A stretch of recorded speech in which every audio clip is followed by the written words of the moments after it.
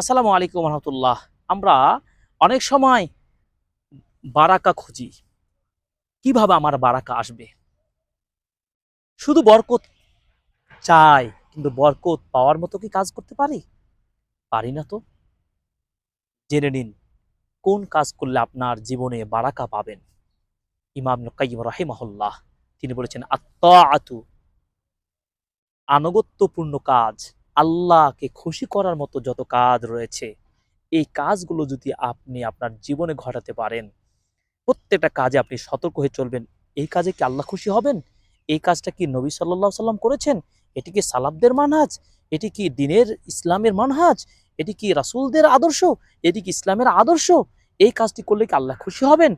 অর্থাৎ আল্লাহর আনুগত্য প্রদর্শিত হবে আপনার কথা ও কাজে। এই কাজগুলো যদি মেপে বুঝে জীবন চালাতে পারেন, ইমাম কাইয়্যিম রাহিমাহুল্লাহ বলছেন, আল্লাহ তাআলা তার বারাকার, সেই বান্দার জন্য বারাকার পথ ওপেন হয়ে যাবে। আল্লাহ তাকে বারাকা দান করবে। সুবহানাল্লাহ, সুবহানাল্লাহ। আল্লাহর আনুগত্য প্রদর্শন হবে কিভাবে? যেমন ফরজ সালাত অবশ্যই আদায় করতে হবে। বারাকা আসবে কিভাবে? আপনার সম্পদে যাকাত দিবেন। বারাকা আসবে কিভাবে? আপনি রমাদান মাস সিয়াম পালন করবেন। বারাকা আসবে কিভাবে? আপনি পাপাচার, মিথ্যা, গীবত, পাপাচার, সুদ, ঘুষ, জেনা, ব্যভিচার, মিথ্যাচারিতা, গীবত সব পরিহার করে চলবেন।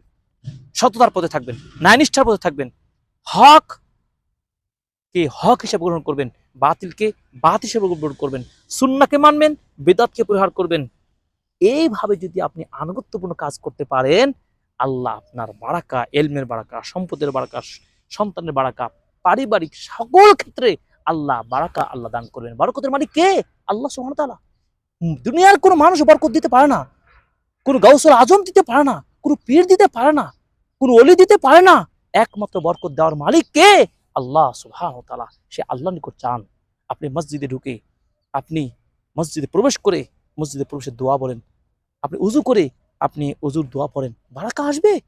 দান সাদকা করেন, অসহায়কে খেতে দেন, বিপর্যস্ত মানুষকে পানি পান করান, অসুস্থ মানুষের সেবা দেন। এগুলো আল্লাহর আনুগত্যপূর্ণ কাজ।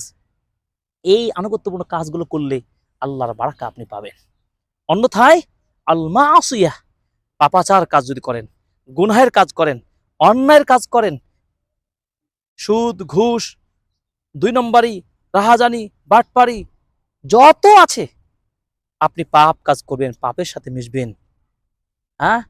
ফলের ব্যবসা করতে গিয়ে ওজনে আপনি কম দিবেন, বাটপারি করবেন, মুখে একরকম কথা, অন্য দিবেন আরেক রকম। কি বাটপারি, ধোঁয়াবাজি শুরু হয়েছে? এগুলো ছাড়বেন। এই পাপাচার বলতে যত রয়েছে, পাপাচারের কাজ যদি ছাড়তে পারেন, তাহলে কি হলো?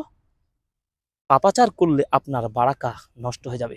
আপনি মনে করছেন ওজনে যদি একটু কম দিই, তাহলে আপনার মনে হয় কিছুর লাভ হবে।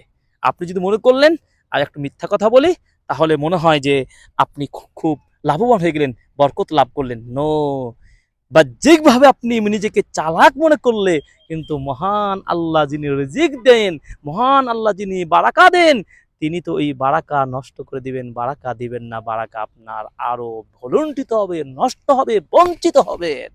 আসুন, বারাকা পেতে আনুগত্যপূর্ণ কাজ আমরা জীবন চালার চেষ্টা করি। বারাকা পেতে পাপাচার কাজ বর্জন করি। আল্লাহ আমাদের সকল ক্ষেত্রে তার আনুগত্য, তার দাসত্ব, তাকে খুশি করার মতো কাজ করতে পারি। আল্লাহ আমাদের কবুল করুন, আমিন। প্রত্যেকের ভালো কাজগুলো কবুল করুন। পাপ থেকে দূরে থাকার জন্য আমাদের সেই ঈমান, হিম্মা দান করুন, আমিন। ওয়া সাল্লাল্লাহু আলাইহি ওয়া সাল্লাম। আসসালামু আলাইকুম ওয়া রাহমাতুল্লাহি ওয়া বারাকাতুহু।